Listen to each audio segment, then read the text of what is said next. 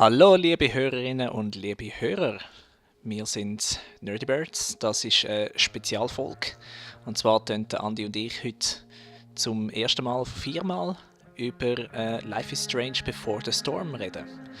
Und zwar machen wir das folgendermaßen: Wir schauen heute schnell ein bisschen schauen, was erwartet uns, was wissen wir über das Game, wir haben es noch nicht gespielt und so ein bisschen reflektieren über den Originalteil. Und dann die nächsten 3 Episoden tun wir jeweils einen Teil vom Game spielen und uns dann wieder zurückmelden, sodass wir immer gerade über diesen Teil reden können und spekulieren können, was im nächsten passiert. Wie gesagt, bei mir ist der Andi. Andi, sag etwas. Ja, ciao zusammen. Habt ihr mich schon vergessen? Kennt ihr mich noch? Schon lange nicht mehr am Mikrofon gewesen, mittlerweile mehr auf Twitch unterwegs. Stimmt. Oder auf YouTube, oder auf Facebook, oder auf Instagram. Eigentlich bin ich überall, aber Podcast hat man schon lange nicht mehr. Schön, wieder mal da zu sein. Ja, sag nicht, hey. Ja, für den letzten Podcast haben wir auch 4 Anläufe gebraucht. Stimmt. Das ist das mal nicht der Fall.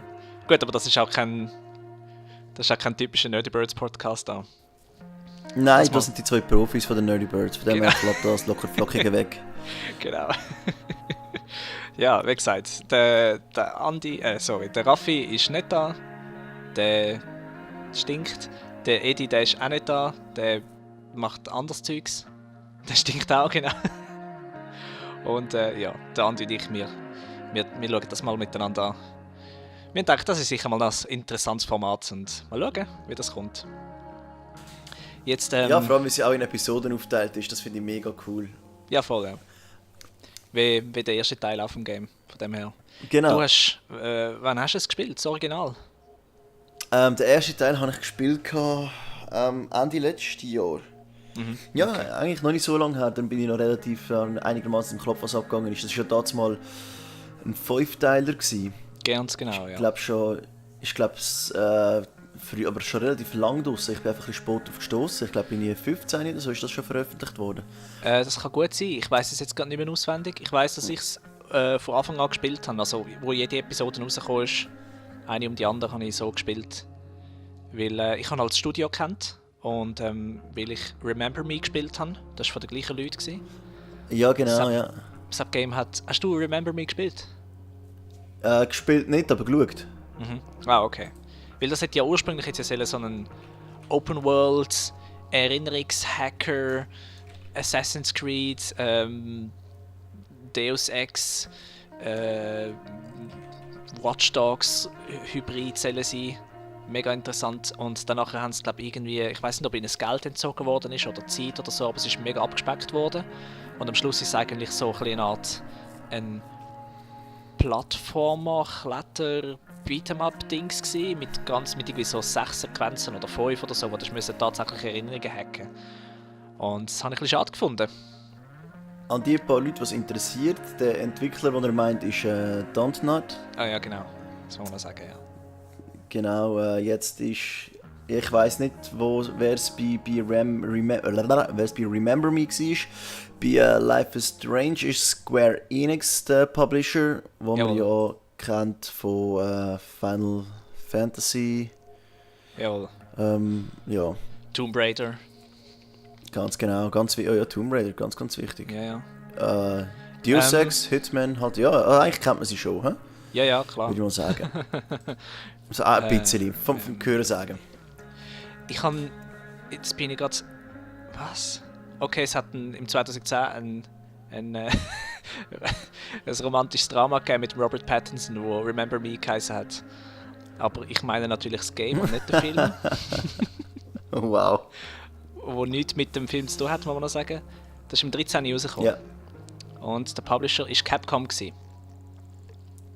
Capcom? Jawohl. Und ich weiss... Okay, cool. Ja, ich weiss, dass sie... Dontnod, die haben ja unbedingt das Game machen und sie haben eben die Frau in der Hauptrolle haben. Und zu allen Publisher, die sie gegangen sind, haben sie gesagt, ja, nein, ich weiss nicht, wenn er die Hauptfigur wechselt, dann können wir das machen, aber sonst eine Frau will niemand in der Hauptrolle. Und Dontnod hat gesagt, weißt du was, fickt euch, wir suchen uns jemand anderes, der nicht ein fucking Sexist ist. Und wir machen das Game mit einer Frau in der Hauptrolle, was immer das es braucht. Ja, ist cool. Und ich finde es total super. Ja, voll. Und das haben sie dann bei Dings auch wieder gemacht. bei Remember Me, bei Life is Strange. Life is Strange, und dort haben sie wieder genau das gleiche Problem gehabt. Sie haben von einem Publisher zum anderen müssen sich hangeln, weil sie unbedingt wollen, dass 18-jährige Mädchen in der Hauptrolle haben. Und alle haben gesagt, nein, du musst einen Action-Hero da haben, weißt du, so einen grossen weißen Dude mit einem nichtssagenden Gesicht. Wäre aber auch völlig, also die Rolle, die ganze Serie hat nicht funktioniert mit einem Typ drin. Logisch, ja. Es ist perfekt, so wie es ist, und auch der Soundtrack dazu passt so unglaublich gut in das Ganze. Ich habe mich glaube selten so sehr in den Soundtrack verliebt wie dort. Ja, und das ist unglaublich.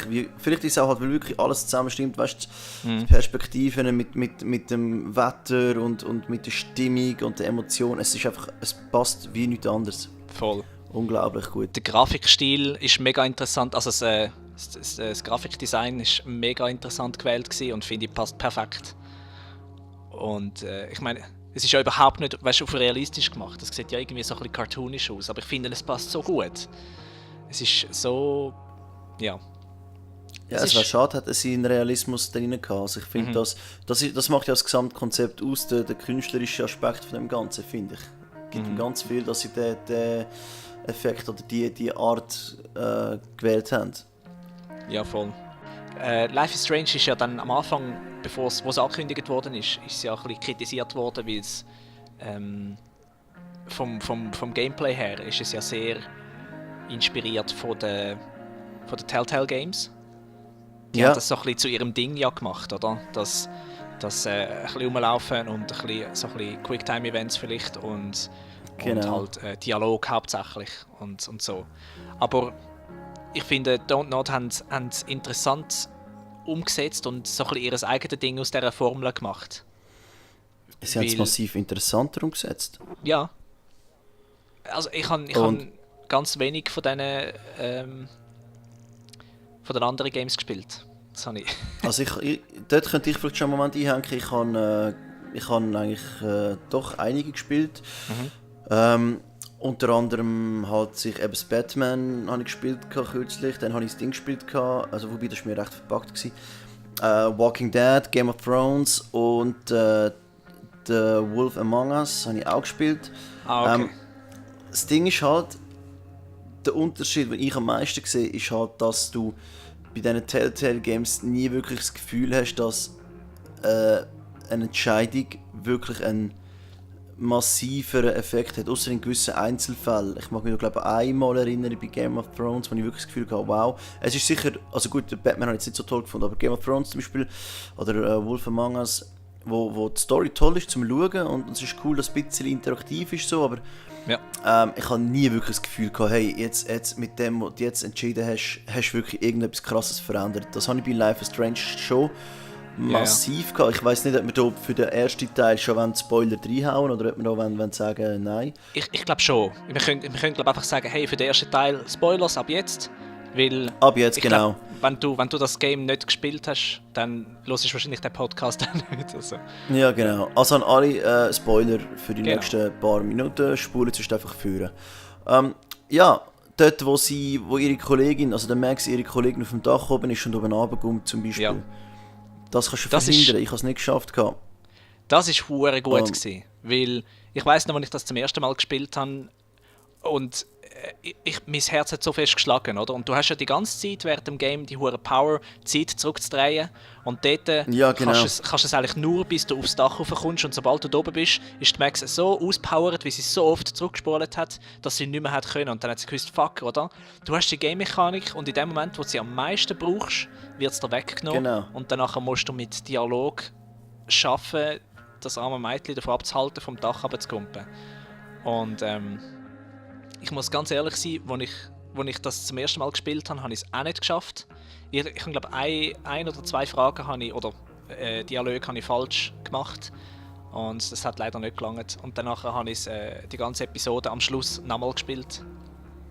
Und dann habe ich auch gewusst, auf was ich achten muss. Können wir als Beschissen bezeichnen.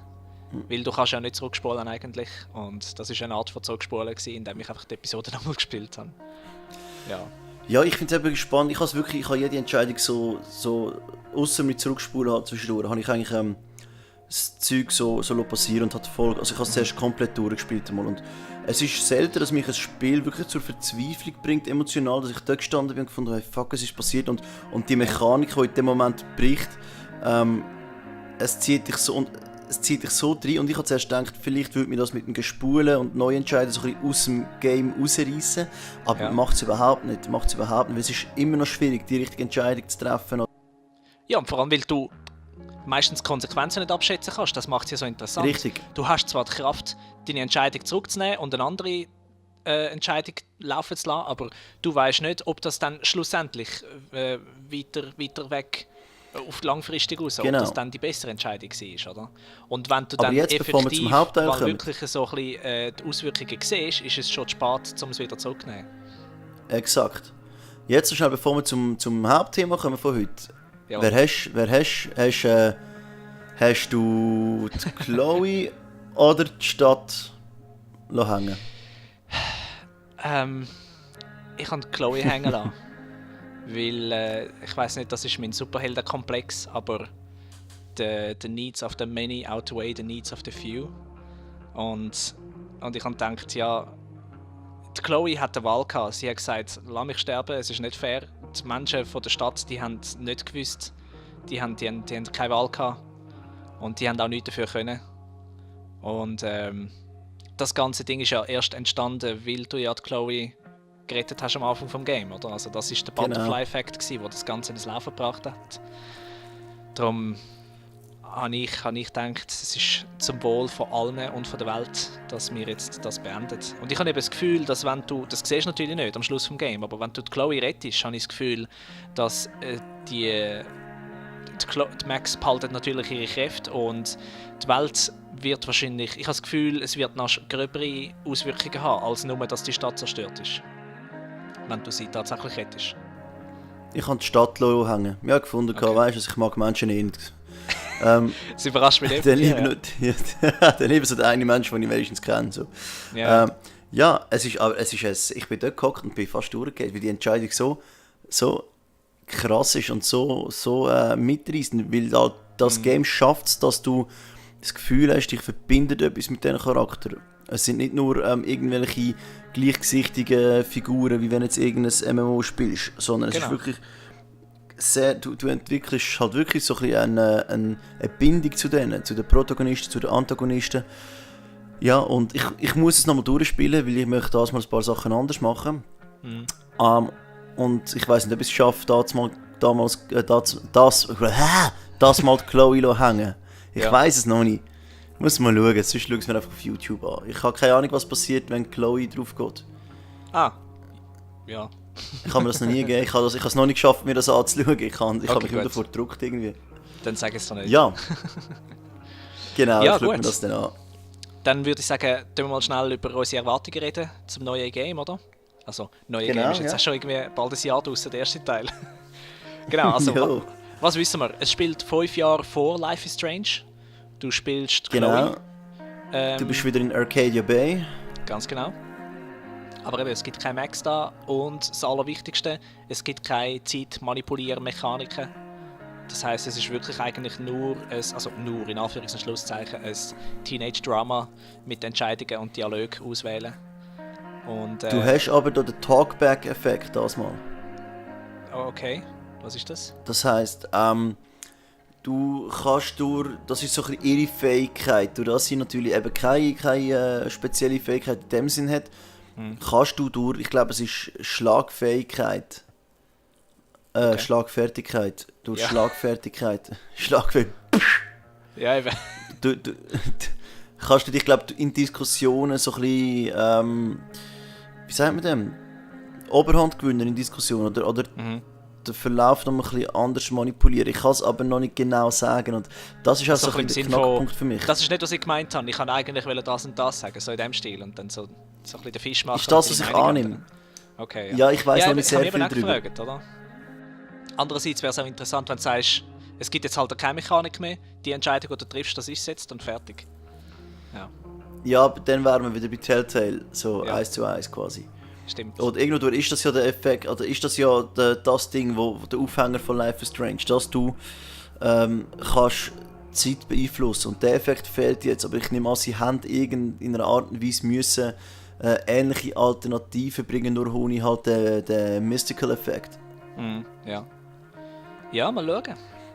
Also ich bin gespannt und ich freue mich ehrlich gesagt auch schon lange drauf und ich wollte es eigentlich schon lange mal gamen, aber irgendwie hat mir der Ansporn gefehlt und jetzt haben wir. Wie wir gesagt haben, mal, jetzt machen wir diesen Podcast und jetzt reden wir über das Game und jetzt muss ich es gamen. Ja, Tito geht mir auch so. Ja, Und ich cool. freue mich ganz extrem drauf. Echt, das wird super. Ich habe ein bisschen Angst davor, weil ich habe jetzt halt schon ein paar kritische Stimmen gehört und ich probiere wirklich nichts darüber mitzubekommen, weil ich will mich da nicht zu fest in positive oder negative Richtung drängen. Darum probiere ich mich auch nicht über die Handlung zu informieren oder irgendetwas. Ja, ich eben auch. Aber ich habe so ein bisschen am Rand gehört, dass es nicht überall wirklich gut angekommen ist. Ja. Ich hoffe ganz brutal, dass es nicht so wird sein. Wir haben 4 Episoden vor uns. Genau. In der 4. Episode kann ich jetzt gerade noch schnell sagen, wird ein guter Kollege von mir, der Phil, auch noch mitreden. Weil er hat gerade eigentlich irgendwie vor 2 Tagen oder so, habe ich mit ihm geredet und er hat so gemeint, ja, er würde gerne ein Video darüber machen, dass er ein bisschen enttäuscht sei vom neuen Life is Strange. Der dachte, das trifft sich gerade super. Machst mit uns einen Podcast drüber und sagst uns deine Meinung. Weil es nimmt mich Wunder. Aber er hat jetzt natürlich halt schon alles gespielt, darum wird er in den ersten 3 Episoden nicht dabei sein. Und, genau, und wir machen ja Folge für Folge so genau. Step by Step. Von dem her, ja. Aber ich bin Ja, gespannt. Ich bin sehr auf den Soundtrack gespannt. Sehr. Stimmt, ja. Wie sie das mal lösen, ob es wieder in die gleiche Richtung geht, in eine ähnliche. Von mir aus darf es in eine ähnliche Richtung gehen. Ich habe das wunderschön gefunden. Ich hätte denen ewig zuhören. Ja, voll. Das war eben eines von diesen geilen Sachen, dass du so Momente hast, ich glaube meistens am Anfang des Kapitels, wo die Max einfach irgendwie in der Gegend rumliegt. Und du kannst dich entscheiden, jetzt aufzustehen oder einfach dort zu liegen und die Atmosphäre zu geniessen, während die Musik im Hintergrund läuft. Und eigentlich einfach die Kamera so ein bisschen stimmungsmäßig einfach so ein bisschen ab und zu die Perspektive wechselt und dir einfach so ein bisschen... Es ist am Morgen beim Verwachen nach dem Ausgang und alle sind so ein bisschen so am Rumchillen. Und das ist etwas mega Cooles gewesen. Und das machen so wenig Games. Ja. Ich kenne keins, wo das sonst macht. Aber das ist ja das ist genau das, was ich ja so in die Welt rein versinke und dann, ich bin wirklich genau. so, weißt du, ich hatte es dunkel gehabt, es war Nacht gewesen, als ich es gespielt habe und bin so tief drin gewesen, dass für mich in dem Moment wirklich gerade Morgen war und ich bin wirklich gerade, ja, soll ich jetzt noch ein bisschen liegen bleiben, obwohl das nur eine Controller-Bewegung ist, ja komm, bleib noch ein bisschen liegen, geniesse noch ein bisschen den Sound und die Aussicht. Ja. Das war unglaublich schön gewesen. Ja, also es soll übrigens, abseits von Before a Storm, sollte ja noch ein Teil 2 von Life is Strange sein. Einfach damit das noch schnell erwähnt worden ist, Life is Strange Before a Storm ist nicht Teil 2. Genau. Teil 2 wird separat erscheinen und ich freue mich auch auf das ganz, ganz extrem. Ja, ich auch. Vor allem, dort wissen wir glaube ich noch nichts drüber, oder? Abgesehen davon, dass es tatsächlich eine Fortsetzung ist vom ersten Teil. Nein, dort haben wir noch 0 Informationen. Genau, ja, weil das ist ja glaube ich einfach, das ist, kann man sagen, ist ein Spin-off mehr. Ja, das ist im Prinzip ja, so eine Prequel eigentlich, mehr oder weniger. Ja. Es soll ja auch die Story, glaube ich, so ein bisschen von der Freundschaft zwischen der Chloe und der, vorher habe ich gerade ihren Namen noch gehabt, Rachel. Und der Rachel erzählen. Genau. Aber mehr weiss ich eigentlich wirklich nicht. Aber es ist cool. Ich freue mich auf jeden Fall. Wolltest du noch irgendetwas loswerden? Erwartungen, Hoffnungen, Träume? Nein, Träume habe ich schon lange keine mehr. Hoffnungen möchte ich mir keine setzen. Und ja, was haben wir noch? Erwartungen? Nein, sobald mit Erwartungen an so etwas angehst, hast du schon im Kopf, was du schon gesehen hast, wie toll das schon war. Und dann ist es schwierig, dass das nicht romantisieren und dann nicht enttäuscht bist. Also ich probiere wirklich komplett mit einem leeren Geist da hinzugehen. Das ist gut. Ja, das mache ich glaube auch so. Cool. Ja, super, dann hey. Würde ich sagen, hören wir doch auf an dieser Stelle. Genau, das war jetzt eigentlich auch nur so unser Intro gewesen, oder? Genau. Und ich würde sagen, wir treffen uns, nachdem wir das erste gespielt haben. Genau. Die Wir erste dürfen keine Runde. Zeitangaben Okay. machen, weil es ist sonst immer ein bisschen heikel. Das klappt eh nicht so. Also, dann Gut. könnt uns liken auf Facebook, falls ihr das noch nicht gemacht habt. Ihr könnt jetzt den Podcast neu immer auch auf YouTube anhören. Dem, wo das lieber ist. Wir tun jetzt im Moment immer noch doppelt aufladen. Irgendwann mal stellen wir dann wahrscheinlich komplett um, ich weiß es noch nicht. Aber ja, schaut unsere Let's Plays, unsere Streams. Ganz genau, konsumiert uns. Genau, konsumiert uns. Unsere Tassen und Fußabstreifer gibt es dann bald auch noch. Gravierte Rückenkratzer. Ja, das Morgencerealien und unsere Wow. Biermarken. Kommt alles, kommt alles. Ihr merkt, wir brauchen Geld. Ja, Oh, dringend. ja, bald wird auch der grosse Traum vom Patreon wahr. Wir schaffen hier etwas Schönem, zu dem mehr zu einem anderen Zeitpunkt. Genau. Das wird dann noch eine andere kleine Sonderfolge geben. Ab 2000 Franken im Monat sind ihr dabei. Ihr kriegt ganz exklusiv zu eurem Geburtstag nichts von uns. Freut euch drauf. So ein Autokleber gibt's. Ja, genau. Nerdy Okay, Bird komm, wir on machen es nicht board. besser. So, ich glaube, der Peak haben wir erreicht. Sind alle Ja, weg. ich würde jetzt sagen, das ist ein guter Zeitpunkt zum Aufhören. Also, Richtig. es war cool gewesen. Danke vielmals fürs Mega. Zuhören. Und bis zum nächsten Mal. Tschüss zusammen. Ist ja.